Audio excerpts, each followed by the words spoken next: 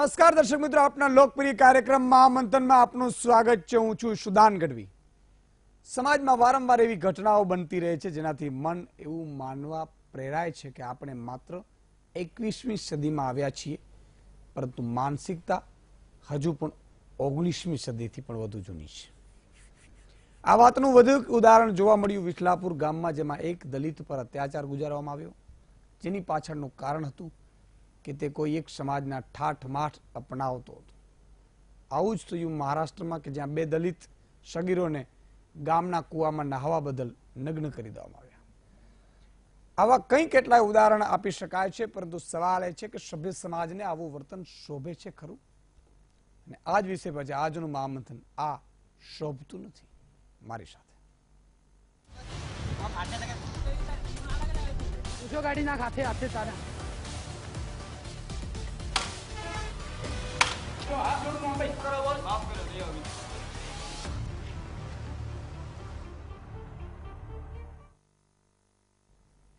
બેચરાજી નજીક વિઠલાપુરમાં દલિત સગીરને માર મારતા વાયરલ વિડીયોના મામલે સગીરને માર મારવા મામલે 4 શખ્સો સામે ગુનો નોંધવામાં આવ્યો છે। આ શખ્સો સામે એટ્રોસિટી અને અપહરણ એક્ટ હેઠળ ગુનો નોંધવામાં આવ્યો છે। આરોપીઓને ઝડપી પાડવા મહેસાણા એસપીએ 14 ટીમ બનાવી શોધખોળ પણ આદરી હતી।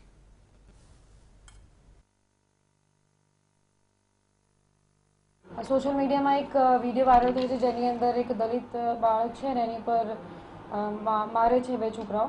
એને અમારી પાસે હકીકત આવતા અમે લોકો આ છોકરો વિઠલાપુર ગામમાં રહેતો હોય, અમે લોકો અમદાવાદ ગ્રામ્ય વિસ્તાર જે જિલ્લો છે ત્યાં અમે લોકો આ ભોગ બનનારને મળવા ગયેલા અને એને પૂછપરછ કરેલી કે તમારી સાથે શું હકીકત બનેલી છે। ત્યારબાદ એને થોડી હિંમત અપાઈ અને એને એની ફરિયાદ હકીકત અમે લોકોએ લીધી અને અહીંયા બહુચરાજી પોલીસ સ્ટેશન વિસ્તારમાં આ બનાવ બનેલો હતો, તો ત્યાં અમે લોકો ત્યાં હાલ ગુનો દાખલ કરેલ છે। ગુજરાતમાં દલિત અત્યાચારની ઘટનાઓ વધી રહી છે, ત્યારે દલિત આગેવાન અને ધારાસભ્ય જિગ્નેશ મેવાણી દ્વારા નિવેદન કરવામાં આવ્યું છે કે દલિત અત્યાચારની ઘટનાઓ ગુજરાતમાં વધી રહી છે। વિઠલાપુરની ઘટનામાં પીડિત પરિવારને હું મળવા નહીં જઉં, મુખ્યમંત્રીને વિનંતી કરું છું કે તેઓ આ પરિવારને મળવા જાય અને તાત્કાલિક ન્યાય અપાવે। ગુજરાતમાં દલિતો માટે દાઢી મૂછ રાખવી, ગળામાં સોનાની ચેન પહેરવી, ઘોડા પર બેસવું હવે ગુનો બન્યો છે। તેમજ ગુજરાતના ગામડાઓમાં હજી પણ 96 પ્રકારની આભડછેડ પ્રવર્તી રહી હોવાનું જિગ્નેશે જણાવ્યું હતું। આવતા મહિને ઉનાની ઘટનાને બરાબર 2 વર્ષ થશે, પણ હજી એના આરોપીઓને સજા થઈ નથી। એની ટ્રાયલના દૂર દૂર સુધી કોઈ ઠેકાણા નથી। સાપર રાજકોટની ઘટનામાં જ્યારે કચરો સાપવાનો ઇનકાર કરવા બદલ દલિત યુવકને મારી નાખ્યો, ત્યારે મુખ્યપ્રધાને શું સ્ટેટમેન્ટ કર્યું કે 8 લાખ રૂપિયા આપીશું, એમ ના કહ્યું કે 8 મહિનામાં ટ્રાયલ પૂરી કરીશું। એટલે સરકારની એવી કોઈ કમિટમેન્ટ જ નથી કે દલિતોને ન્યાય મળે। એક તો સરકારે સૌથી પહેલા તો ગુજરાતની અંદર એવી સાચી સામાજિક સમરસતા ઊભી કરીને બતાવવાની હતી જેમાં અસ્પૃશ્યતાની નાબૂદી થાય, જેમાં આપણું જાતિવાદી માનસ નાબૂદ થઈ જાય। એમાં તો કંઈ એમણે એફર્ટ કર્યા નહીં। નવસર્જનનો જે સ્ટડી કહે છે કે 1589 ગુજરાતના ગામમાં 96 પ્રકારની આભડછેડ પ્રવર્તે છે, એનું રાજ્યની સરકારે કોઈ કોગ્નિઝન્સ લીધું નહીં, એટલે સતત આવી ઘટનાઓ બની રહી છે। આવી ઘટનાઓ બને ત્યારે એક પણ કિસ્સામાં રૂપાણી સાહેબ ત્યારે કદી ડોકાતા નથી। હવે મીડિયાના મિત્રોથી બધા મને કહે છે કે જિગ્નેશભાઈ તમે જવાના? આજે સામે ચાલીને મેં કહેવાનું ચાલુ કર્યું છે કે આ ઘટનામાં હું નહીં જાઉં। 2 હાથ જોડીને રૂપાણી સાહેબને હું રિક્વેસ્ટ કરું છું આપના માધ્યમથી, સાહેબ તમે જાઓ અને કંઈક કમિટમેન્ટ બતાવો અને જસ્ટિસ ન્યાય એન્શ્યોર કરાવો। તો દલિત અત્યાચારના પડઘા ગૃહ રાજ્યમંત્રી સુધી પડ્યા હતા। પ્રદીપસિંહ જાડેજાએ કહ્યું કે સમાજમાં વિભાજનકારી ટોળકી સક્રિય થઈ છે, જેને છોડવામાં નહીં આવે। પ્રદીપસિંહ એમ પણ કહ્યું છે કે અત્યાચાર ગુજારનારા 4 આરોપીને પકડવા માટે 14 ટીમ બનાવવામાં આવી છે। એમની ફરિયાદ લઈ ફરિયાદમાં આરટી એક્ટ હેઠળ એટ્રોસિટી એક્ટ અને અપહરણના ગુનાઓ નોંધી એમને અત્યારે સંપૂર્ણ પોલીસ પ્રોટેક્શન આપવામાં આવ્યું છે અને આના સંદર્ભમાં એસપી અને રેન્જના અધિકારીઓને સૂચના આપીને 14 જેટલી ટીમો આ 4 ગુનેગારોને પકડવા માટે હાલ એમને શોધવા માટે કામગીરીમાં છે। આનું સુપરવિઝન કરવા માટે રાજ્યના ડીજીપી શ્રી શિવાનંદ ઝાને પણ સૂચના આપવામાં આવી છે। મિત્રો, મહામંથનમાં આજે ચર્ચા આપણે એ કરવી છે કે આપણે આ શોભતું નથી. આમ તો ઘણા બધા ઇસ્યુ છે. તમને ખબર છે કે મહામંથનમાં આપણે ઇસ્યુની ચર્ચા વધારે કરીએ છીએ, કારણ કે ક્યાંક કોઈનું ભલું થાય. આપણો ઉદ્દેશ્ય જે છે, આપણે કંઈ જન્મ લીધો છે તો કોઈકનું ભલું કરીએ, કંઈક કોઈકના સારું થાય એવો પ્રયાસ હોય છે. મહામંથનમાં તો હંમેશા એવો પ્રયાસ આપણે કરીએ છીએ, પણ આવા સબ્જેક્ટો પણ મારે લેવા પડે છે. ખૂબ સંવેદનશીલ સબ્જેક્ટો હોય છે. પ્રયાસ હું એક કરતો હું છું કે એને બેલેન્સ રહી અને કંઈક સારું જાય, પણ મને આ સબ્જેક્ટો લેવામાં બહુ દુઃખ થાય છે, કારણ કે આપણે આજે ખરેખર જ્ઞાતિવાદમાં વહેંચાઈ ગયા છે. આજે આપણે હિન્દુ મુસ્લિમમાં વહેંચાઈ ગયા છે. આજે આપણે માણસ મટીને એક એ જે કહેવાય ટેગલાઇન, જેની પણ જ્ઞાતિને લગાડવી, એમાં વહેંચાઈ ગયા છે. ખરેખર આપણે શું હોવું જોઈએ? હિન્દુસ્તાન શું છે? ભારત શું છે? સાહેબ, આપણે ભારત માના સપૂત છીએ. ભારત માને શું કામ આપણે માનો બિરુદ શું કામ આપ્યું છે? અને એના સપૂત હોવાનું આપણે ઓળખાવાની ગર્વ નથી, પણ આપણે ગર્વ છે પર્ટિક્યુલર જ્ઞાતિઓથી. અચ્છા, એક જ્ઞાતિ કોઈ બીજા જ્ઞાતિના લોકોને હેરાન કરે અથવા તો એના પ્રત્યેનો હીન વિચાર પણ કરે, તો સાહેબ એવું ક્યારેય વિચાર્યું છે ખરું? કર્મના સિદ્ધાંતમાં ફરીથી હું એટલા માટે આવું છું કે જેને તમે ધિક્કારશો ભગવાન ત્યાં તમને જન્મ નહીં આપે એની ગેરંટી શું છે? અને આ 21મી સદીમાં આપણે દલિત ભાઈ હોય કે કોઈ પણ ગરીબ ભાઈ હોય, એની પરથી આપણે કઈ રીતે રાખી શકીએ? શું એના લોહીમાં ક્યારે જોયું છે વ્હાઈટ લોહી છે? નથી. તો એવું શું છે સાહેબ? એવું છે શું? કદાચ કોઈ એવો સમય આવ્યો અને કોઈ 5-25 લોકોએ 200-500 વર્ષ પહેલા કદાચ આવી માનસિકતા કેળવણી ચાલુ કરી દીધી હશે, તો એ આપણે ચાલુ જ રાખવી આ જમાનામાં પણ? અને શું કામ? આ મુદ્દા ઉપર આજે આપણે ચર્ચા કરવી છે. મેં કહ્યું ને, એટલું સંવેદનશીલ છે, પણ સમજવાની જરૂર છે કે લોહી એ આપણું એક છે, ખૂનનો રંગ આપણો એક છે. અને કોઈ દિવસ તમે હું જયારે રસ્તામાં જશું હશું પડી જશું સાહેબ, તો એ ભાઈ એ દલિત હોય કે મુસ્લિમ હોય કે કોઈ અન્ય વર્ગ એમ નહીં વિચારે કે હું મારો નથી, મારી જ્ઞાતિનો નથી, એ તમને ઉપાડીને હોસ્પિટલ પહોંચાડશે. શું એ માનવતા આપણે ન કેળવી શકીએ? અને એ માનવતા આજે નથી. શું કામ નથી? કેટલાક 5-25 લોકો કપડા પહેરવાથી, મોજડીઓ પહેરવીથી એ શું છે સાહેબ? આ આપણે ભારતમાં રહીએ છીએ? આવું આપણું ભારત છે? મહાત્માઓ જેવા અહીંયા થઈ ગયા છે. શું આના માટે? આ તમામ બાબતો ઉપર ચર્ચા કરવી છે. ખૂબ ગંભીર બાબત છે, અને એટલા માટે કે આજથી પણ સંકલ્પ લેવાય તો આપણે લેવું છે કે આપણે આ વસ્તુથી બહાર આવીએ. અને તમામ બાબતોમાં આપણી સાથે 6 મહાનુભાવો જોડાયા છે. હું વધારે સમય એટલા માટે નહીં લઈશ, કારણ કે મારે તમામને ન્યાય આપવાનો છે. નૌશાદભાઈ સોલંકી ધારાસભ્ય કોંગ્રેસના છે ને, આગેવાન પણ છે. અમિતભાઈ જ્યોતિકર ભાજપના નેતા પણ આપણી સાથે જોડાયા છે. સિદ્ધાર્થભાઈ પરમાર દલિત આગેવાન છે. યજ્ઞેશભાઈ દવે બ્રહ્મ સમાજના આગેવાન છે. બળવંતસિંહ પઢેરિયા રાજપૂત સમાજના આગેવાન છે. વજુભાઈ પરસાણા ઉચ્ચ સમાજ વ્યવસ્થાપનના હિમાયતી છે. 6 મહાનુભાવોનું હું સ્વાગત કરું છું મહામંથનમાં. મેં પહેલા જ કહ્યું કે આપણે કોઈ ઇસ્યુને લઈને ચર્ચા કરીએ તો મને પણ ગમે છે, પણ જ્યારે ચર્ચા ક્યારેક આવી બાબતો ઉપર કરવી પડે છે ત્યારે દુઃખની સાથે કહેવું પડે છે કે આપણે એક થઈ અને આપણી સમસ્યાઓનું નિવારણ ક્યારે લાવીશું? જો આપણે આમાં જ વીંટવાઈ રહીશું તો આપણે કેટલી બધી સમસ્યાઓ છે સાહેબ, અને એ સમસ્યાનો આપણે ઉકેલ ક્યારે લાવીશું? અને એટલા માટે જ આપણે ચર્ચા કરવી છે. શરૂઆત નૌશાદભાઈ આપનાથી કરીશું. મારો દલિત સમાજ કે કોઈ પણ ગરીબ ભાઈ હોય કે કોઈ પણ વર્ણ વ્યવસ્થામાં આજે પણ સહન કરી રહ્યો છે. શું કામ? શું કેવી માનસિકતા છે? તમે આદરણીય સુદાનભાઈ ખૂબ સારો અત્યારે વાત કરી તત્વજ્ઞાન ને આધ્યાત્મિક અને પૂર્વજન્મની ખૂબ બધી વાતો થઈ, પરંતુ આ એક સીધું ને સાદું 1+1 = 2 જેવી વાત છે. અને હજી પણ જો આપણને સમજાતી ન હોય, એક પછી એક ઘટના આપણા થતી આવે છે સતત. ઉનામાં આપણે જોયું એ જ પ્રકારની ઘટના, સેમ ટુ સેમ. લોકો અત્યાચાર કરે છે, એનું પોતે જાતે વિડીયો શૂટ કરે છે, વિડીયો શૂટ કરીને ચેલેન્જ કરે છે કે આ અમે જ કરી છે, અને જેને જે ઉખાડવું એ ઉખાડી લે અમારું. એક ચેલેન્જ કરે છે. આ સેમ ઘટના દર 15-20 દિવસ થાય, 25 દિવસ થાય, આ જ પ્રકારની ઘટના આપણી સામે આવે. માત્ર આપણે ચર્ચા, ઈશુદાનભાઈની ચર્ચાનો વિષય ત્યારે જ બને કે જ્યારે વિડીયો વાયરલ થાય. બાકી વિડીયો વાયરલ ન થાય તો એને અહીંયા પણ કદાચ સ્પેસ મળે નહીં. હું એક જવાબદાર આગેવાન તરીકે, એક ધારાસભ્ય તરીકે જે ગણો તે સ્પષ્ટ આરોપ લગાવું છું, આક્ષેપ કરું છું કે આ સુનિયોજિત ષડયંત્રનો ભાગ છે.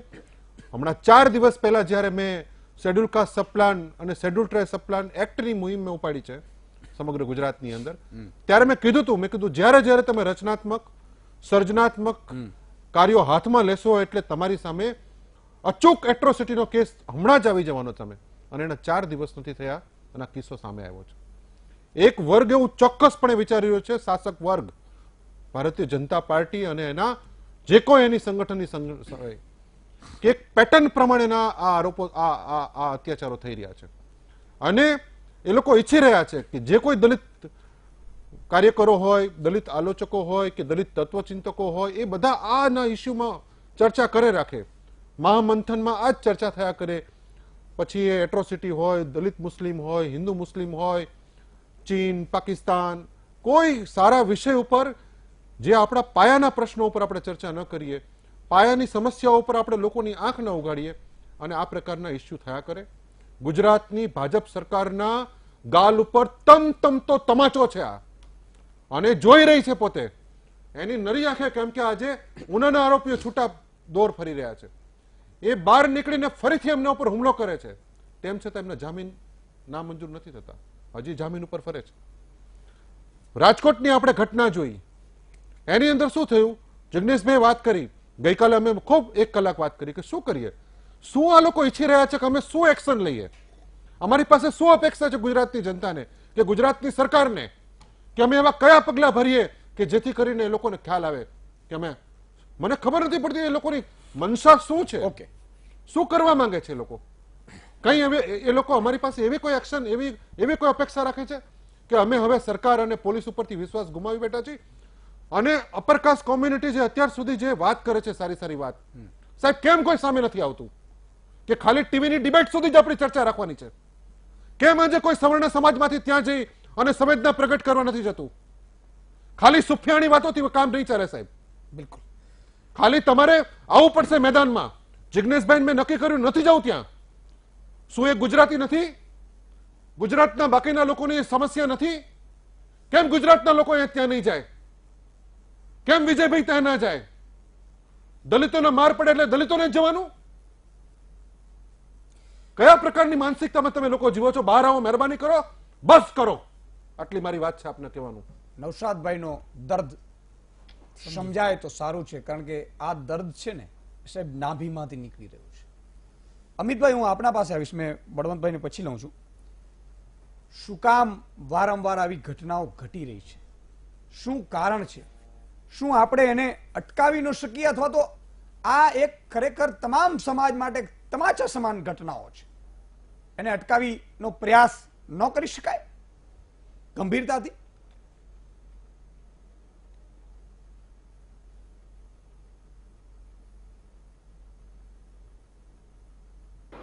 સુદાનભાઈ, આ જે ઘટના ઘટી છે, આવી ઘટના ક્યાંય ના થઈ, એટલી ગુજરાતની ક્યાંય ના થઈ, આને હું કન્ડેમ કરું, કોઈ સવાલ જ નથી, ના જ થવું. નૌશાદભાઈએ જે કીધું એની જોડે હું એગ્રી છું કે ભાઈ આ ઘટના ના ઘટવી જોઈએ, તમામ સમાજના લોકોએ જવું જોઈએ. એમણે ઉનાકાંડ બી યાદ કર્યો. મને વાંધો ત્યાં છે કે આપણે ક્યાં લગી આ ઉખેડીશું, અને તમે અર્ધ સત્ય કેમ કહો છો? ઉનાકાંડથી આગળ જાઓ ને, ગોલાણા જતા કેમ નથી તમે લોકો? પણ આ બધી ઘટનાઓ આપણે ઉખેડવી ના જોઈએ. આ ઘટના ઉખેડવાથી સમાજની અંદર એક સૌહાર્દનું વાતાવરણ ડોળાય છે. નૌશાદભાઈ, તમે કદાચ 70-71માં જાહેર જીવનમાં કદાચ નહીં હોવ, કાં તો પોલિટિકલ નહીં હોય પ્લેટફોર્મ, પણ તમારા જિલ્લાની અંદર પૂજારીને માટીની કોઠીની અંદર પૂરીને મારી નાખ્યો, ભાલા મારી, અને એ સમયે મોટું આંદોલન થયું. આઈ થિંક સિદ્ધાર્થભાઈના દાદા રાણા માંડા, જો હું ક્યાંક ખોટો પડતો હોય તો, એ આંદોલનમાં જોડાયેલા હતા. આંબેડકરી મુવમેન્ટ જોડે એ સંકળાયેલું કુટુંબ છે અને મારી જોડે સહમત થશે. આવી તો અસંખ્ય ઘટનાઓ છે અને આના માટે સંવેદનશીલ ગુજરાત સરકાર હંમેશા તત્પર હોય છે. શું કોંગ્રેસના સમયમાં આવા અત્યાચારો નતા થતા? પણ સોશિયલ મીડિયા એટલું પાવરફુલ થયું છે અને ભારતીય જનતા પાર્ટીના શાસનની અંદર લો એન્ડ ઓર્ડર છે. ફટ લઈને લોકો પોલીસ સ્ટેશન જતા થયા છે, તરત એની પર એક્શન લેવા છે. તમારા શાસનની અંદર તો પોલીસ સ્ટેશન શું, અમને ખબર છે 81-85માં શું હાલત હતી. સાહેબ, અમદાવાદથી અમે સીધો સામાન ભરીને અમારા ગામમાં, અમદાવાદથી મારું ગામ ગોજારિયા, સાહેબ અહીંથી ખટારો ભરીને ઘઉં નહીં લોટ એ લઈને અમે ગયેલા, કારણ કે ઘઉં દળાવા ક્યાં. આવી પરિસ્થિતિ બી અમે જોઈ છે. એટલે મહેરબાની કરીને આપણે અહીંયા વિષયને આ રીતે વિકૃત ના કરીએ. નૌશાદભાઈ, આપણી ફરજ છે, મારી ફરજ છે, તમારી ફરજ છે, ઈશુદાનની ફરજ છે, સમાજના દરેક માણસની ફરજ છે અને એના કારણે જે થતા હોય પગલાં એ અમે ભરીએ છીએ, સમરસતાના ધોરણે ભરીએ છીએ. સમરસતાના દરેક આગેવાનો ઉનાકાંડમાં ગયેલા છે અને દરેક ઠેકાણે પહોંચી જાય છે. ઓકે, માની લઈએ. બળવંતભાઈ, આ ઘટનામાં કેમ જ્ઞાતિ આખું આ વૈમનસ્ય જે કહેવાય કે ભાઈ એક બીજા પર માણસને ભૂલીને, આપણે માણસ ખરેખર એક કહેવત છે ને કે માણસ બને તો સારું છે, માણસ કેમ નથી બની રહ્યા? બિલકુલ, આ દેશ અને પ્રદેશ માટે આ બહુ શરમજનક ઘટનાઓ છે અને જેવી ક્ષુલ્લક બાબતો માટે ઘટનાઓ બની રહી છે, જેમ કે નામ રાખવાથી, વિશિષ્ટ પોશાક પહેરવાથી, આ બાબતોને લઈને જે ઘટનાઓ બની રહી છે એ સમાજ માટે અને દેશ માટે અને આપણા પ્રદેશ માટે પણ બહુ દુઃખદ બાબત છે.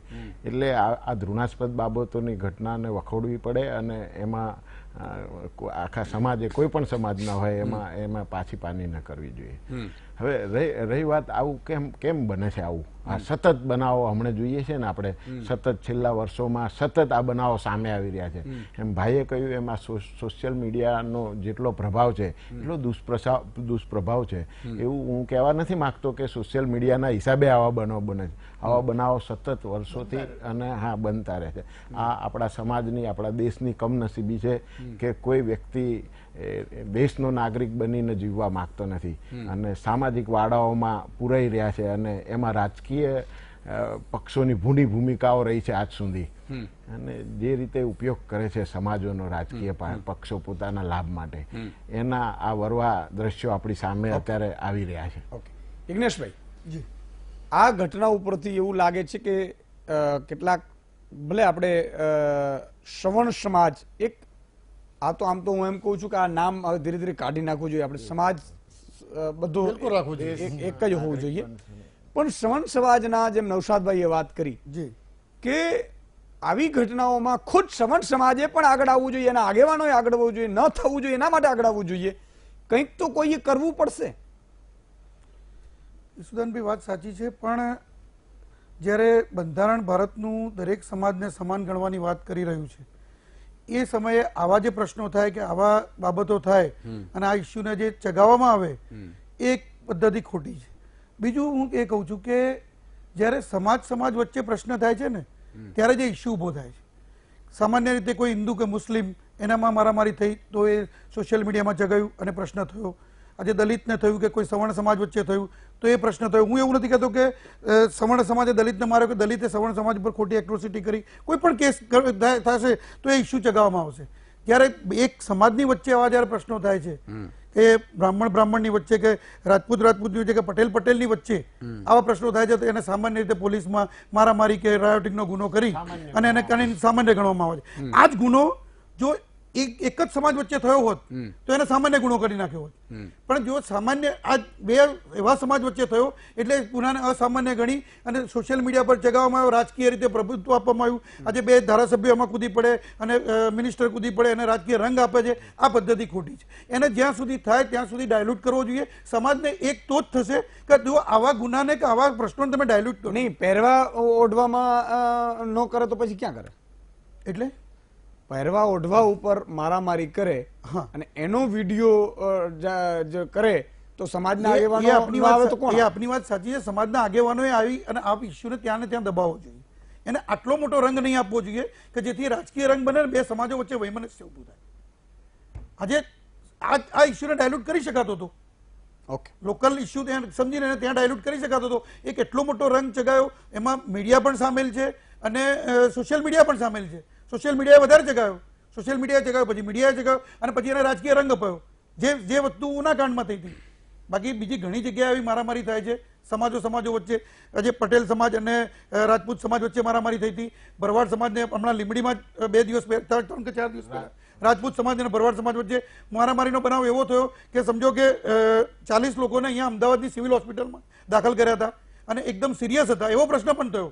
આખા ગામ વચ્ચે મારામારી થઈ હતી, પણ એને ના બનાવવામાં, કારણ કે એવું નથી કે દલિત સમાજ નથી. એના ઉપર મારે છે એ પણ ઇમ્પોર્ટન્ટ છે. આવો જ આપણી પ્રશ્ન જોડે હતો, આવો જ પ્રશ્ન હતો. આવો પ્રશ્ન ના હોય. પાઘડી માટેનો પ્રશ્ન હતો. પાઘડી પે તમે સાહેબ એક આ તમે છે ને ઘીમાં અને તમે પેટ્રોલ આગમાં પેટ્રોલ છાંટી રહ્યા છો.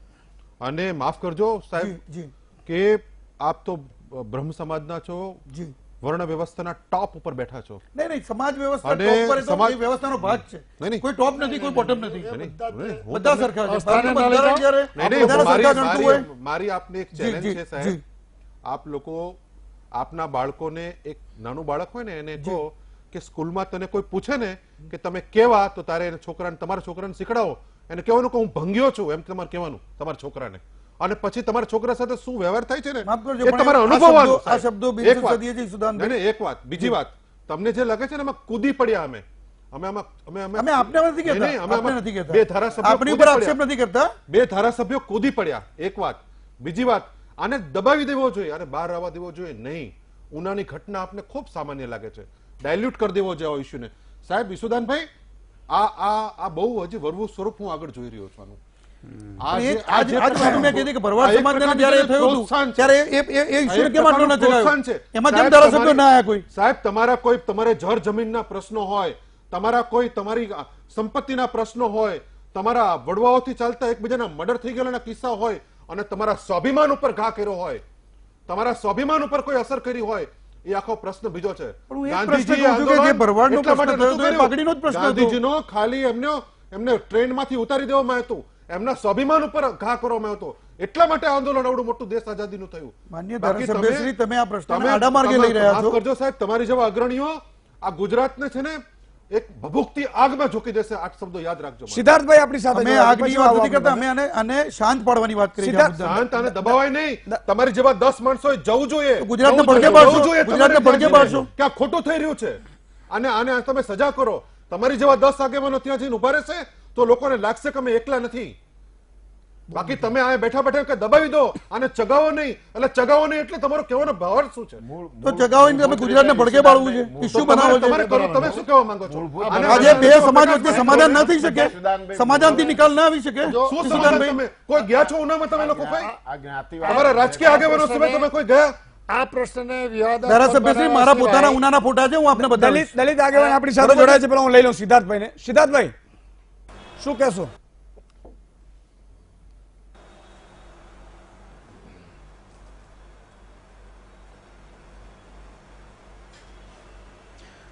જી, પહેલા તો હું મુરબ્બી શ્રી યજ્ઞેશભાઈ જે વાત કરીને એમનો હું જવાબ આપીશ કે આજે જે કઈ દેશમાં થઈ રહ્યું છે ભારતની અંદર, એ તમારા વડવાઓની દેન છે. મનુસ્મૃતિમાં જે મનુ રાજા થઈ ગયા અને મનુ રાજાએ જે વર્ણ વ્યવસ્થા બનાવી, બ્રાહ્મણ, ક્ષત્રિય, વૈશ્ય, શુદ્ર અને અતિશુદ્ર. શુદ્ર એટલે આજનો ઓબીસી સમાજ, જેને શુદ્ર ગણવામાં આવ્યો છે. અને એમના કારણે આજે જે કાંઈ દેશમાં થઈ રહ્યું છે આ બધું, એ ઉચ્ચ નીચના જે ભેદભાવ એ સમયના સંવિધાનમાં મનુસ્મૃતિમાં થયું હતું, એના કારણે છે. અને એના કારણે લોકોમાં આજે એવો ભાવ આવી ગયો છે કે અમે હજી ઊંચા, આ લોકો હજી નીચા. અને એ જે ચાલ્યું આવ્યું છે ને એના કારણે આ છે. બાકી આપ એમ કહેતા હો કે ઉના કાંડની અંદર માયરા એને સામાન્ય ગણવા જોઈએ, તો હું એટલી વિનંતી કરીશ કે એમને જેટલા ધોકા માર્યા છે ને એના અડધા ધોકા તમારા ફેમિલીના કોઈને મારવા દો. તમે એમ કહેશો કે આ બધી વસ્તુને ડાયલ્યુટ કરવી જોઈએ, કેવી રીતે કરી શકીએ? તમે ગામડાઓમાં દલિત સમાજની બહેનોની સ્થિતિ તો જો, એને સમાધાનની વાત ઉપર લઈ જવા માંગુ છું. જોવાઈની દીકરી ભૈયા ભૈયા કરતી હતી અને યુપી બિહારનો કોઈ વિડીયો હતો અને એની ઉપર ખુલ્લેઆમ રેપ અને વિડીયો બનાવતા હતા. એટલે મારો તમે જે વસ્તુ તમારે એમ કેવું છે કે આ જે થઈ રહ્યું છે એ ખરાબ થઈ રહ્યું છે. ખરાબ તો છે જ, અમે ક્યાં ના પાડીએ, ખરાબ તો છે, દરેક સમાજમાં ખરાબ થાય છે, એક સમાજમાં નથી થતું. આ બધા જગાઓ બળિયા નહીં, સમાજ તમે છે. શું શબ્દો દલિત વાપરો છો? સમાજ તમારા પાસે શબ્દો ઉપર તો નથી વિચારો રહેવા છો. મકાન, નથી એક ખેતી કરવા હજારો જમીન લાખો લોકો કે આપણે નથી જોઈ એની રહ્યા પાસે ધંધો. તમે શું શબ્દોમાં વિચારો કરો છો? અને તમે ચગાવો નહીં એને તમે કહી રહ્યા છો. શરમ આવી જોઈએ સાહેબ આપને.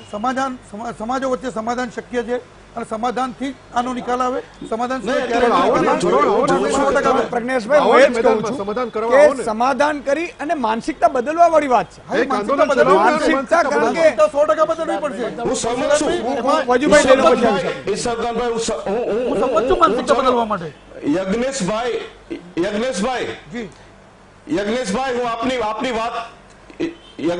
આપની વાત ઉપર આવું છું. જી જી સિદ્ધાર્થભાઈ બોલો. એમ નહીં, આપણે કામ કરીએ, ચલો આપણે અહીંયા બેઠા છીએ ને બધા ભેગા થઈ સર્વજ્ઞાતીય લગ્નનો કાર્યક્રમ કરીએ. ચલો બ્રાહ્મણની દીકરી દલિત સમાજ સાથે લગ્ન કરે, આંતરિક લગ્નની ચલો આપણે શરૂઆત કરીએ. આ 10-20 વર્ષમાં કિસ્સો ખતમ થઈ જશે, પણ નહીં થાય એટલા માટે કે જે માનસિકતા, જે દલિત પછાતો વિરુદ્ધની માનસિકતા છે, એ પ્રકારની સરકાર આ દેશમાં ચાલી રહી છે અને એ આપને ભેગા નહીં થવા દે.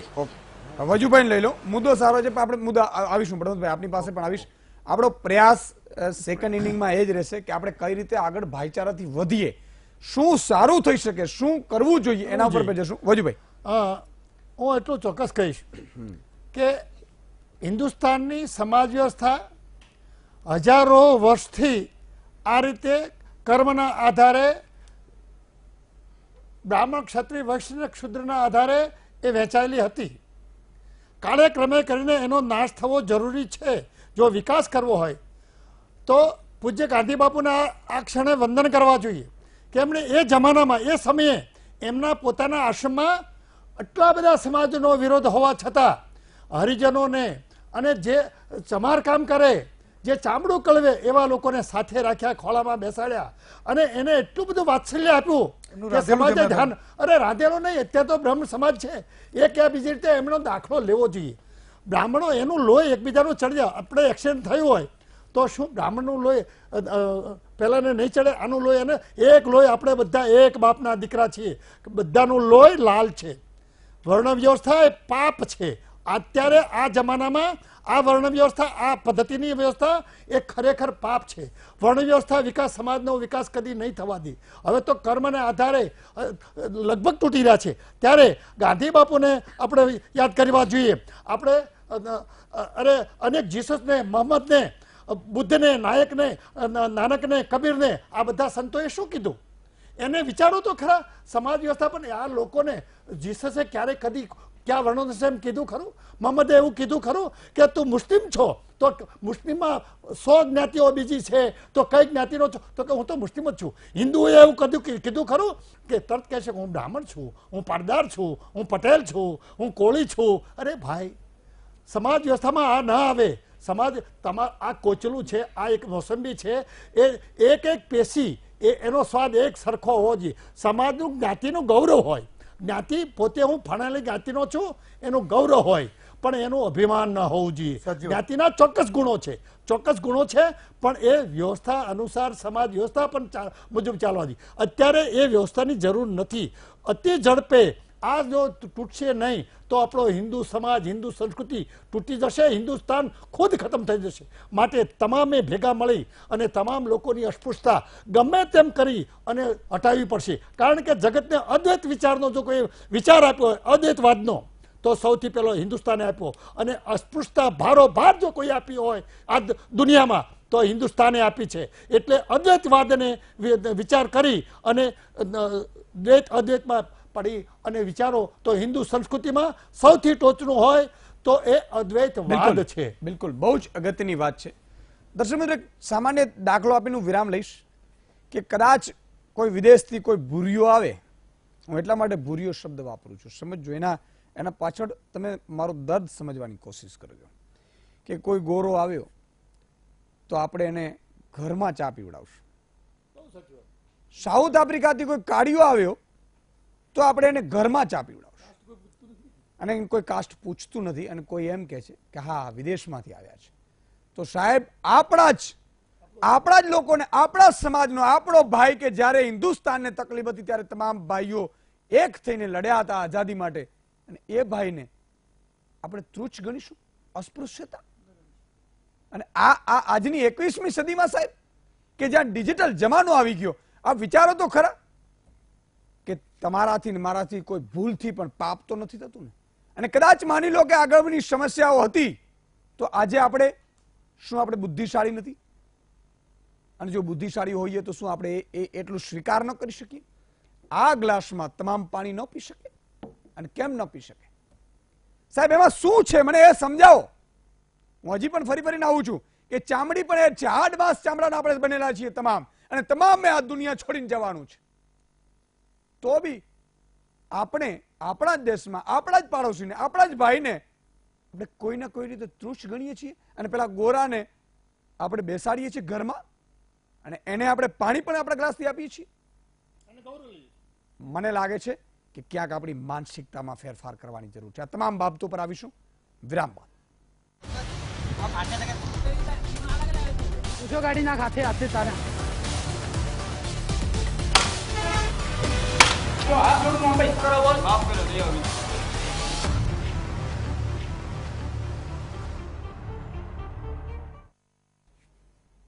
વિરામ બાદ દર્શક મિત્રો ફરીથી આપનું સ્વાગત છે. આ આપણે શોભતું નથી. શોભતું શું કામ નથી? મેં પહેલા અગાઉ પણ દાખલા આપ્યા કે કોઈ વ્યક્તિને આપણે, કોઈ કાસ્ટને, જાતિમાં શું કામ આપણે જોઈએ છીએ? પેલો દરેક કહે છે ને, ભગત બાપુએ બહુ સારી વાક્ય રચના લખી છે કે ગાય છે ને, ગાવડી પોતે પોતાનું દૂધ નથી પીતી, પરમાર્થ માટે છે. વૃક્ષે ઝાડવા પોતે પોતાના ફળ નથી ખાતા, બીજા માટે ખાય છે. એવી રીતે 7 વાંસળીમાં એ સૂર પરમાર્થ માટે નીકળી રહ્યા હતા. 8મો સૂર નીકળ્યો એ માણસનો નીકળ્યો સાહેબ, અને બધાનું લૂંટીને મને દે મારું નહીં ભરાય. એટલે એ કોઈ પણ રીતે યા તો જાતિઓથી વાડા કરાવે, પોલિટિશિયન બને તો એને ખબર પડે કે અમારી વોટ બેંક છે તો ત્યાં એક ટાર્ગેટ કરે. એક પ્રકારનો એવો પ્રયાસ કરવામાં આવે છે સાહેબ કે માણસ છે ને એ આપણે માણસ નથી બનતું. અને એટલા માટે જ આપણે ચર્ચા કરી રહ્યા છીએ. નૌશાદભાઈ, આનો ઉકેલ શું? આપણે ઉકેલ તરફ જવાનો પ્રયાસ કરીએ. આપણો જ કોઈ ગુજરાતી સિંગાપોરમાં જાય, પ્લેનમાંથી હેઠો ઉતરશે ને, એટલો બધો સુસંસ્કૃત થઈ જાય, ક્યાંય થૂકશે નહીં, ક્યાંય જોરથી બોલશે નહીં, ક્યાંય કચરો નહીં ફેંકે, કોઈને હેરાન નહીં કરે, અને આમ એટલો જબરજસ્ત. એનું કારણ શું છે કે ત્યાંનો કાયદો, કોઈ ગુનો કરે તો તરત એને સજા થાય, તરત એનું અમલીકરણ થાય. અહીંયા કેમ માણસ અસંસ્કૃત થઈ જાય છે? અહીંયા કેમ માણસ રાક્ષસ બની જાય છે? કેમ કે એને ખબર છે કે હું કંઈ પણ કરીશ અને મને કંઈ થવાનું નથી. નંબર 2, મારી કોમ મને ખૂબ સપોર્ટ કરવાની છે. અને એક જ્યારે તમે અછૂત જેને કહેવાય, એક જે શુદ્ર જેને કે અતિ છૂત, શુદ્ર નહીં પણ અતિ પછાત જેને કહેવાય, અછૂત, એવી કોમને સાથે તમે કંઈ પણ કરશો તો કે એની સાથે માર્યો તો શું, ન માર્યો તો શું, મરી ગયો તો શું, એની જીવનની કિંમત શું? ત્યારે એને બીજો કોઈ માણસ એને કરશે નહીં. આ માનસિકતા છે. હું તમને એક સિમ્પલ દાખલો આપું છું. 2014ની અંદર દલિતોના 27 ખૂન થયા. 2017માં કેટલા થયા? 42. 14માં 27, 17ની અંદર 42 ખૂન થયા. 2014ની અંદર 74 બળાત્કારના કિસ્સાઓ થયા દલિત બહેનો સાથે. 2017માં કેટલા? 93.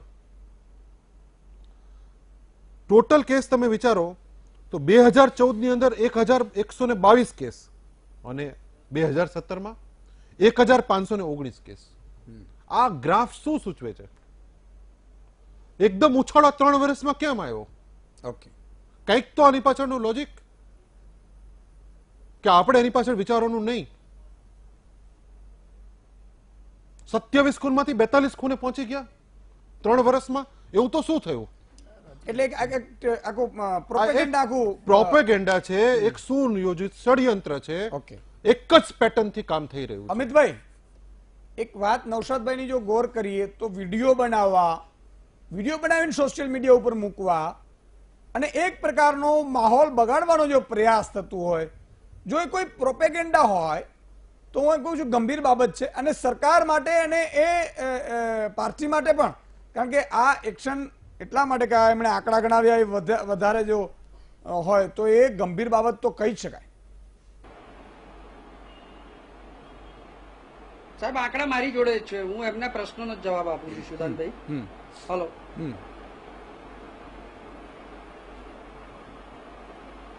હલો, બોલો બોલો.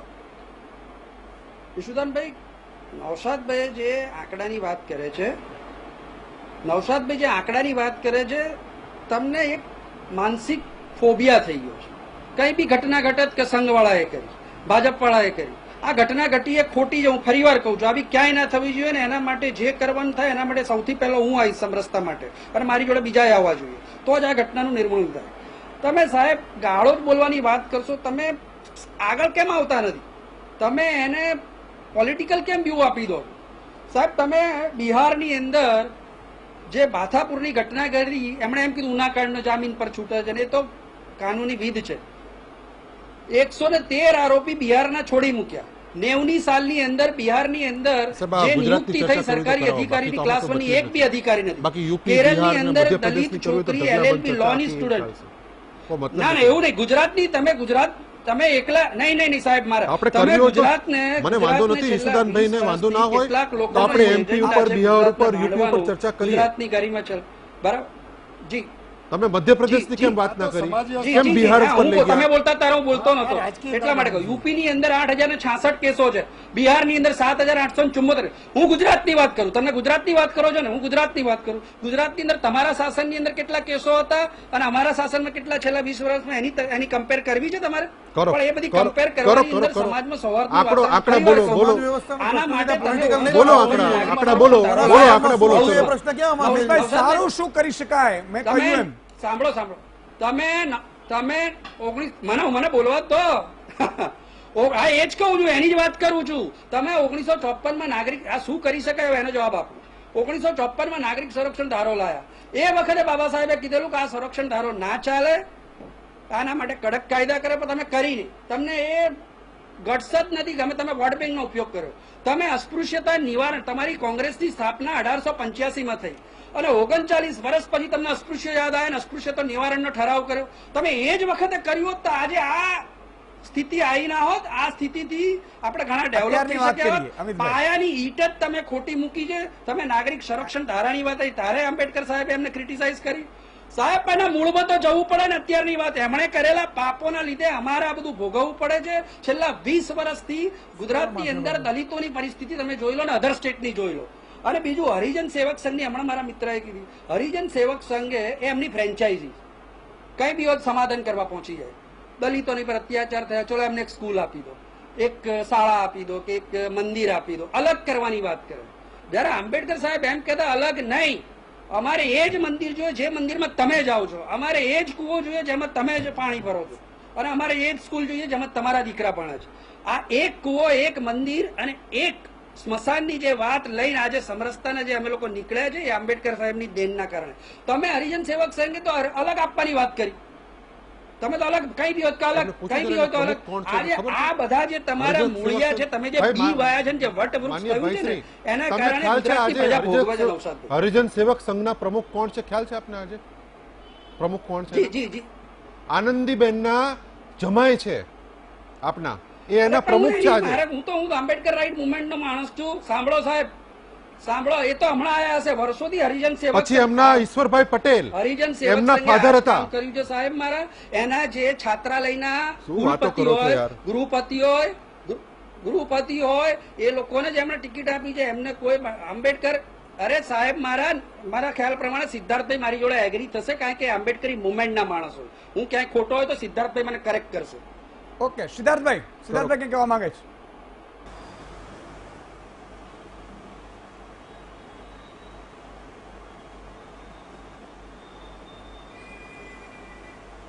જો હું કોઈ રાજકીય ઓલું કરવા નથી માંગતો, પણ આપ અત્યારે જ આપણે જોવો છો કે જે રીતે અમિતભાઈ ને ભારતીય જનતા પાર્ટીએ મોકલા છે.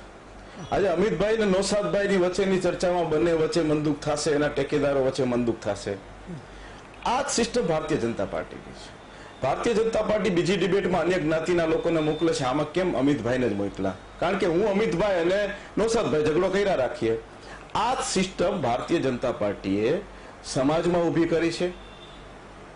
આ જ રીતે સમાજનો દરેક વર્ગ અંદર ઝઘડતો હોય. ભાવનગરમાં તમે જાશો તો કોળી અને ક્ષત્રિય વચ્ચે ઝઘડો છે. તમે સુરેન્દ્રનગરમાં જાશો તો ક્ષત્રિય અને ભરવાડ વચ્ચે, ઓબીસી વચ્ચે ઝઘડો છે. તો આ ભાગલા પાડો અને રાજકારણની નીતિના કારણે હું માનું છું કે દેશ અને સમાજને બહુ મોટું નુકસાન થઈ રહ્યું છે. દલિતોની રેલી હોય, દલિતોનું આંદોલન હોય તો આગળ police, SP, DYSP, PI, PSI તમામ લોકો દલિત સમાજના લોકોને જ આગળ કરી દે અને એને ધમકાવવામાં આવે કે જો ભી હોગા આપકો દેખના પડેગા. એને જે કમિશનર કે જે કાંઈ હોય. મારો કહેવાનો મતલબ એ છે કે જે સિસ્ટમથી અમિતભાઈને આજે સાંભળવું પડે છે. શું કામ સાંભળવું પડે છે? હું અમિતભાઈને નથી કહેતો કાંઈ, પણ ભારતીય જનતા પાર્ટીના મંત્રીઓ, ભારતીય જનતા પાર્ટીના ધારાસભ્યો છાસવારે સંવિધાન વિરુદ્ધ, દલિતો વિરુદ્ધ જે નિવેદન કરે, અનંતકુમાર હેગડે કર્ણાટકમાં શું કર્યું, તો આ જે લોકો બોલ કરે છે અને ગુજરાતના મુખ્યમંત્રીનું જે મૌન છે એના કારણે આજે ભારતીય જનતા પાર્ટી સહન કરવું પડે છે. સત્તામાં આજે કોંગ્રેસ હોત તો કોંગ્રેસ ઉપર માછલા ધોવાત 101%. આજે ભારતીય જનતા પાર્ટી સત્તામાં છે તો એમની ઉપર આવી રહ્યું છે. પણ જવાબદારી છે કે પોલીસ આટલું બધું કાયદાનું કડક ઓલું કરવું જોઈએ કે જેથી કરીને આવા લોકો હિંમત ન કરે.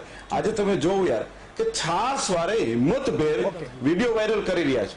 અમિતભાઈના ફાધર જે સંગઠનમાં કામ કરી રહ્યા છે, હું એ જ સંગઠનની વાત કરીશ કે જો આના વસ્તુ રહી તો એક સમયે હું આપને કહીશ કે મોગલો જ્યારે આ દેશ ઉપર આવ્યા ત્યારે આટલા બધા મુસ્લિમો નહોતા. મુસ્લિમો કોણ બન્યા? મુસ્લિમો પછાત વર્ગના લોકો હિન્દુ ધર્મની જે કુરીતિ છે એ કુરીતિથી કંટાળીને મુસ્લિમ બની ગયા છે. જો મુસ્લિમોએ દાદાગીરી કરીને મારી મુસલમાન બનાવ્યો હોત ને તો આજે દેશમાં 99% મુસલમાનો હોત. પણ જે લોકોએ ધર્મ પરિવર્તન કર્યું છે એ તમામ લોકોએ કંટાળીને આજે યુપીની અંદર તમે વિચાર કરો કે ઓબીસી સમાજના મિત્રો ધર્મ પરિવર્તન કરી રહ્યા છે. દલિતો તો એક બાજુ રહી, તમે મહેસાણાની અંદર જાશો તો ભરવાડ, માલધારી આ લોકોને ફ્લેટ નથી આપતા, બંગલા રહેવા માટે નથી આપતા. તો શું આ લોકો હિન્દુ સમાજનો અંગ નથી? વિચાર જે હિન્દુ સમાજનો ઠેકો લઈને બેઠા છે એ લોકોએ વિચાર કરવાની જરૂર છે કે આપણે સમાજને તોડી રહ્યા છીએ કે સમાજને જોડી રહ્યા છીએ. ઓકે, બહુ પણ અગત્યની વાત એ થઈ. આ સિદ્ધાર્થભાઈમાં વાત નીકળીને આવી. હું બળવંતભાઈ આપની પાસે આવવા માંગીશ, પણ સિદ્ધાર્થભાઈની વાતમાં એ આવ્યું કે ખરેખર વાત સાચી છે. મુસ્લિમો એ હિન્દુ હતા પહેલા મોટા ભાગના, અને એ જ કન્વર્ટેડ થયા છે. અને કન્વર્ટેડ એટલામાં અત્યારે પણ કેટલાક દલિત સમાજના બૌદ્ધ ધર્મ અંગીકાર કરે છે અને બૌદ્ધ ધર્મનો જાય અથવા તો ક્રિશ્ચિયન બને એટલે એને આપણે ઘરે આવવા દઈએ અથવા તો આપણે એને ઘરે જઈએ. આ શું છે ભાઈ? આ એક પ્રકારનું શું આ બની શું રહ્યું છે? બળવંતભાઈ કઈ કહેવા માંગે છે? બિલકુલ હું એ વાત ઉપર આવું છું કે અમે આ વાત તો આપણે ચર્ચા કરીએ છીએ, પણ ખરેખર આવા બનાવો કેમ બને છે અને ક્યાં બને છે એ પણ આપણા સાથે નૌશાદભાઈ છે એ મારી સાથે સંમત થતા હોય તો કે તમે જુઓ તો સતત આ બનાવો જે છેલ્લા સમયમાં બની રહ્યા છે ને એ ગામડાઓમાં બની રહ્યા છે જ્યાં શિક્ષણ અને સામાજિક સ્તર બિલકુલ તળિયે હોય છે. એનું ઉદાહરણ આજે તાજેતરના જે વિડીયો રિલીઝ થયા છે, હવે જે વ્યક્તિઓ આ ગુનો કરી અને વિડીયો પણ રિલીઝ કરે છે એનું બૌદ્ધિક સ્તર કેટલું હશે એ આમાં આપણે સમજી શકીએ છીએ. કારણ કે પોતે ગુનો કરી અને સાબિતીઓ મૂકે છે. આપણે આ ઘટનાને પ્રોત્સાહન નથી આપતા, પરંતુ એમની બૌદ્ધિકતા સામે આપણે પ્રશ્ન કરીએ છીએ કે આવા બનાવો જ્યાં બની રહ્યા છે ત્યાં સામાજિક અને શૈક્ષણિક પછાત વિસ્તારો છે જે ત્યાં વધારે બની રહ્યા. શહેરોમાં આ સ્વીકૃતિ નથી, સવર્ણ સમાજ હોય કે કોઈ પણ સમાજ હોય. હું પ્રોત્સાહન બિલકુલ નથી આપતો. મારી વાત કહેવાનો મતલબ છે કે જ્યાં વિસ્તારો પછાત છે એટલે મૂળભૂત રીતે મારું કહેવાનો મતલબ છે કે સવર્ણ સમાજ અને સામાજિક અને શૈક્ષણિક રીતે જેઓ ઉત્થાન કરી ચૂક્યા, જેઓ પોતાનો વિકાસ કરી ચૂક્યા છે, આવા સમાજે આ બાબત ઉપર ધ્યાન આપવું પડશે અને એમણે આ બાબત ઉપર મનોમંથન કરવું પડશે કે પોતે શિક્ષિત થઈ જવાથી, પોતે આધુનિક સગવડ ભોગવવાથી અથવા તો આર્થિક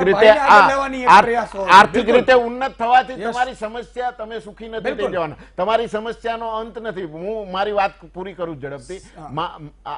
આ સમસ્યા તમે સુખી થઈ જવાથી અથવા તમારા બાળકો સામાજિક શૈક્ષણિક રીતે ઉન્નત થવાથી આ સમસ્યા કારણ કે મોટો તબકો, મોટો વર્ગ, બિલકુલ. માત્ર એક સમાજની વાત નથી, સવર્ણ સમાજના આખા 2 વિભાગો પડી જાય. મોટો તબકો નીચે રહ્યો છે અને એ સંઘર્ષ કરી રહ્યો છે અને એ સંઘર્ષ તમારી સામે આવીને વિકરાળ સ્વરૂપ લઈને ઉભો રહે છે. એટલે આ સમસ્યાનો જડમૂળ સામાજિક વિદ્રોહના સ્વરૂપમાં આવશે. બીજી એક, હું નૌશાદભાઈ અને મારા દલિત સમાજના બંને ધારાસભ્યો એમને એક ટૂંકો, હું આને જો ખરેખર નેગેટિવ રીતે મારા પ્રશ્નને ન લે તો એક પ્રશ્ન પૂછવા માંગુ છું કે ખરેખર એટ્રોસિટીનો જે મામલા છે આ એક ગંભીર બાબત છે. આપણે ચર્ચા કારણ કે પોઝિટિવ કરીએ છીએ એટલે મારો, હું કોઈ સમાજના જ્ઞાતિવાદના લીધે નથી કરતો, પણ એક જનરલ કે એટ્રોસિટીના જે મામલાઓના કેસ થાય છે, આપણે તાજેતરમાં સુપ્રીમ કોર્ટે પણ આ બાબતે ધ્યાને લીધું કે 70 થી 80% મારી સાથે સંમત થતા હોય તો આવા કેસો છેક ન્યાય સુધી પહોંચતા નથી અને એની સમાધાન થઈ જાય છે.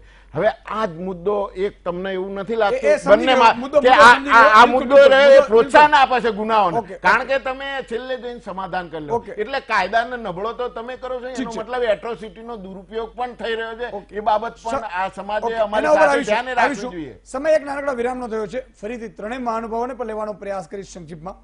વિરામ બાદ. ગાડીના હાથે હાથે તારા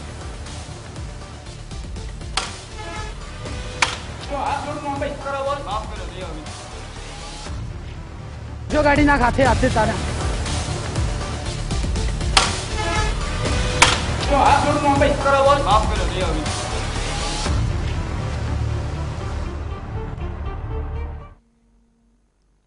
વિરામ બાદ દર્શક મિત્રો ફરીથી મહામંથનમાં આપનું સ્વાગત છે. વધુ મહેમાનો હોવાથી ફોન લાઈન નથી ખોલી શકાતો, પણ યજ્ઞેશભાઈ કંઈ કહેવા માંગે છે? યજ્ઞેશભાઈ. સુધાનભાઈ, એક વાત મને આપની ગમી કે ધર્મ પરિવર્તન થાય અને પછી એને દરેક સમાજ સ્વીકારે છે. એ બૌદ્ધ ધર્મ બની જાય કે ક્રિશ્ચિયન ધર્મ બની જાય પછી સ્વીકારે છે એને, અને પછી એના ઘરનું પાણી પણ પીવે અને અસ્પૃશ્યતા પછી નાબૂદ થઈ જાય છે. તો એનો મતલબ એ થયો કે હિન્દુ ધર્મમાં અથવા તો હિન્દુ ધર્મના જે ઠેકેદારો છે એમાં કંઈક ખામી છે. તો હિન્દુ ધર્મના બની બેઠેલા ઠેકેદારો, હું તો એટલો શબ્દ ચોક્કસ વાપરું છું કે જેટલા ઠેકેદારો છે બધા હિન્દુ ધર્મના બની બેઠેલા છે, પોતાના સ્વાર્થ માટે બન્યા છે અને પોતાના રાજકારણ ચલાવવા માટે બન્યા છે. તો એ લોકોએ આગળ આવી અને આ પદ્ધતિને નાબૂદ કરવી જોઈએ. અને સાહેબ જેમ કહે છે કે સંતો મહંતોની વાત કરે છે, આપ કહેવા માંગતા હતા? હા, હું કહું છું કે એમણે કીધું બની બેઠેલા, એવું તેવું બધામાં હોતું નથી. તાકે મોરારી બાપુની વાત કરીએ, આજથી 40 વર્ષ પહેલા જ્યારે કથા ચાલુ કરી ત્યારે 40 વર્ષ પહેલા દલિતોના હાથે એમણે સૌથી પહેલા આરતી ઉતરાઈ હતી. એ મોરારી બાપુ જેવા સંતો મહંતો બધો જો ભેગા થશે તો ચોક્કસ આ હિન્દુ સમાજને એક કરી શકશે. આ જયારે બનાવ બન્યો છે ત્યારે હું આના માધ્યમથી કહું છું કે આવા સમય જ્યારે આ હિન્દુ સમાજમાં બને ત્યારે હિન્દુ સમાજના તમામ સંતો મહંતોએ જે સંસ્કૃતિને પકડી રાખે, સંસ્કૃતિનું વહન કરે છે, એવા લોકોએ ત્યાં પહોંચવું જોઈએ. અને આ કલંક છે જે હિન્દુ સમાજનું, અસ્પૃશ્યતા એ હિન્દુ સમાજનું મોટામાં મોટું કલંક છે. એ કલંકને દૂર કરવાનું આ આપણા જે સંતો મહંતો છે મારે માત્ર એક ફેક્ચ્યુઅલ બાબત ઉપર જ આપનું ધ્યાન દોરવું છે. હમણાં મહેન્દ્રસિંહભાઈ પણ વાત કરી કે ગામડામાં પ્રસંગ વધારે બને છે, શહેરોમાં ઓછો બને.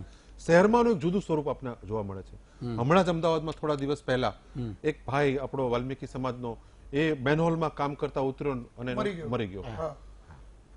સાહેબ, તો આપને જાણીને નવાઈ લાગશે કે નીતિનભાઈ પટેલની ઓફિસની સામે સચિવાલયની અંદર આમ એના સીસીટીવી કેમેરામાં આવ્યું, અમે બધા બતાવ્યું કે એમાં માણસ અંદર ઉતરતો હોય, અહીંયા મેનહોલમાં જઈને કામ કરતો હોય, ખબર છે કે આમાં મેનહોલમાં ઉતરવાથી માણસ મરી જાય, અને પછી સરકાર શું કે કોન્ટ્રાક્ટ બેઝ ઉપર કામ કરતો હતો, એટલે હવે મરી ગયો તો વાંધો નથી.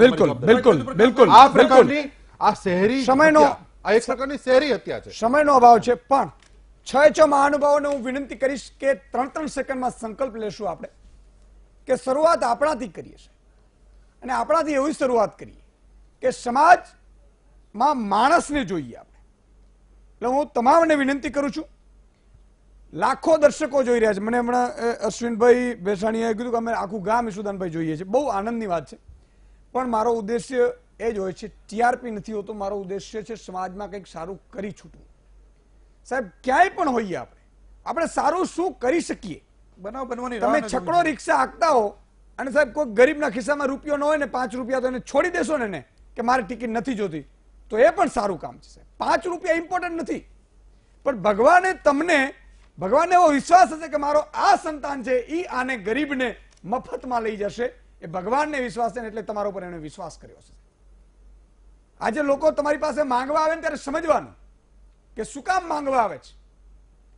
મારે એ ભાવનગરના ગોહિલવાડને યાદ કરવા પડે સાહેબ. એનો ઇતિહાસ વાંચજો ક્યારેક, કે એમણે એમના પ્રધાનોને કીધું કે સાહેબ આટલું બધું બાપુ તમે વહેંચો છો તો પછી બચશે શું? તો એને બહુ સરસ ઉદાહરણ આપ્યું હતું કે સાહેબ ગોળ હોય ને ત્યાં માખીઓ આવે. તમારી પાસે કોઈ આવતું હશે ને તો સાહેબ તમે આપવા જો, એવું માનીને આપજો કે ભગવાને તમારી પાસે એક તક આપી છે. તમારે લઈ તો ક્યાંય નથી જવાનું, સંપત્તિ હશે, સત્તા હશે, બધું અહીંયા પડ્યું રહેવાનું છે, પણ તમે નિમિત્ત બનો છો. આજે હું પણ પત્રકાર તો ધર્મ બન્યું નિમિત્ત બનું છું. મારી કોઈ હેસિયત નથી કે સમાજને સારું કરી શકું, પણ ભગવાને મારા ઉપર વિશ્વાસ મૂક્યો છે કે ક્યાંક સારું થાય એનો આ પરિણામ છે સાહેબ. અને એટલા માટે તમામે નિમિત્ત બનવાનું છે. હું તમામને 5 સેકન્ડ આપીશ. શરૂઆત નૌશાદભાઈ આપણાથી કરીશ. ભલે આપ દલિત સમાજના આગેવાનો, પણ આપે એવું સંકલ્પ લેવાનો છે કે તમામને મનુષ્ય તરીકે જોવાના છે, અને જે પણ પછાત વર્ગ હોય કે જે પણ વર્ગ હોય એને મદદ આપણે કરવાની છે. અમારો તો સંકલ્પ હંમેશાથી હોય છે બહુજન હિતાય બહુજન સુખાય. બિલકુલ, દરેકનું કલ્યાણ થાય, સૌનું મંગલ થાય, એ અમારી હંમેશા વજુભાઈ, મંગલ કામનાઓ રહેલી હોય. વજુભાઈ, હું તો એક અદ્વૈત વિચારનો માણસ છું. અદ્વૈત એટલે માણસ વચ્ચે કોઈ પણ પ્રકારના ભેદભાવ કદી ન હોવો જોઈએ. જેનું લોહી લાલ છે, એકબીજાને લોહી ચડી જાય છે, તો એનો અર્થ એમ થયો કે આપણે એક બાપના દીકરાઓ છીએ. હું પણ સંકલ્પ લઉં છું કે તમામને હું માણસ તરીકે જોઈશ, જ્ઞાતિવાદમાં નહીં. હું કોઈ ગરીબ હશે તો એને મદદ કરવા હું પહેલો દોડીશ. હું ઈશુદાન ગઢવી તરીકે હું સંપદ લઉં. યસ જગનેશભાઈ, હું એકલો સંકલ્પ લઉં છું કે આવો કોઈ બનાવ બન્યાની રાહ ન જોવી જોઈએ. બનાવ બન્યા પહેલા આવા પ્રયત્નો કરવા જોઈએ કે અસ્પૃશ્યતા નિવારણ થાય. આપ પણ કરશો? હા. બળવંતભાઈ, હું એ કહેવા માંગુ છું કે જ્યાં સુધી હું પોતે મારા સહિત ભારતીય હોવાનું ગૌરવ નહીં લઈએ, જ્ઞાતિવાદના વાડાથી દૂર, પોતે એક થઈ આખો દેશ ભારતીય છીએ, આપણે એક દેશના નાગરિક છીએ. હિન્દુ થી ક્યાં મતલબ છે, મુસ્લિમ હિન્દુ કોઈ પણ જાતિ હોય, જ્યાં સુધી ભારતીય હોવાનું ગૌરવ નહીં લે ત્યાં સુધી આ દેશના મૂળિયા મજબૂત નહીં થઈ. સિદ્ધાર્થભાઈ 3 સેકન્ડ. બિલકુલ સાચી વાત, બિલકુલ સાચી વાત. અમિતભાઈ આપ પણ સંકલ્પ લો. મારું કહેવાનું છે કે માનવતા સૌથી મોટો ધર્મ છે. સંકલ્પ લેવાનો અને માનવતાના ધર્મ પ્રમાણે આપણે સૌ બિલકુલ સાચી વાત. હું માનું છું કે We are first Indian in love. છે એ આપણી દાનવ પહેલી નહીં આવે.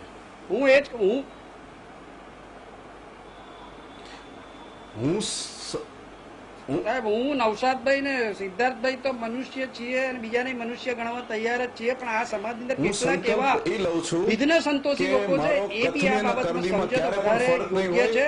અને જેમ મેં કીધું એમ પહેલા ભારતીય છે ને અંતિમ ભારતીય છે. બિલકુલ, બહુ જ સાચી વાત છે. ભારતીય બનીને રહેવાનું છે આપણે. We are Indian. અને એટલા માટે કહું છું દર્શક મિત્રો કે સાહેબ ઇન્ડિયન બનીને 10 વર્ષ ખાલી જીવી લો, દેશનો કાયાપલટ થઈ જશે. તમને સલામ કરશે એટલું નહીં. હું ઘણા ખેડૂતોને કીધું તો એક ક્લિપિંગ મારી એટલી વાયરલ થઈ, મને આનંદ થયો કે વારંવાર મારી પાસે આવતી હતી કે ખેડૂત છે ને એ સાહેબ કોઈ ભાજપનો થઈ ગયો, કોઈ કોંગ્રેસનો થઈ ગયો, ખેડૂત નથી રહ્યો કોઈ ખેડૂત. એટલે હું કહું છું કે આપણે we are A Indian. Pakistani સાહેબ હશે ને તો પહેલી હું ગાઢ ભાંડીશ પાકિસ્તાન. વાહ. કારણ કે હું હિન્દુસ્તાની છું. વાહ. પણ વાત છે જયારે માણસાઈની, ત્યારે એક વસ્તુ છે કે આપણે હિન્દુસ્તાન તરીકે હિન્દુસ્તાનના દરેક નાગરિક ને આપણે મદદ કરીએ, જેટલી થાય એટલી કરીએ, કારણ કે ભગવાન તમને નિમિત્ત બનાવે છે. આજે બસ આટલું જ છે મહાનુભાવોનું. બળવંતભાઈ, નૌશાદભાઈ, યજ્ઞેશભાઈ, વજુભાઈ, સિદ્ધાર્થભાઈ, અમિતભાઈ, નું ખૂબ ખૂબ આભાર. ફોન લાઈન ના ખોલી શક્યો, આપ ઘણા બધા રાહ જોતા હશો, પણ આપના વતી મેં સંકલ્પ લેવડાવી દીધા છે એટલે આપ પણ આનંદ માણશો. હેમંત ગોલાની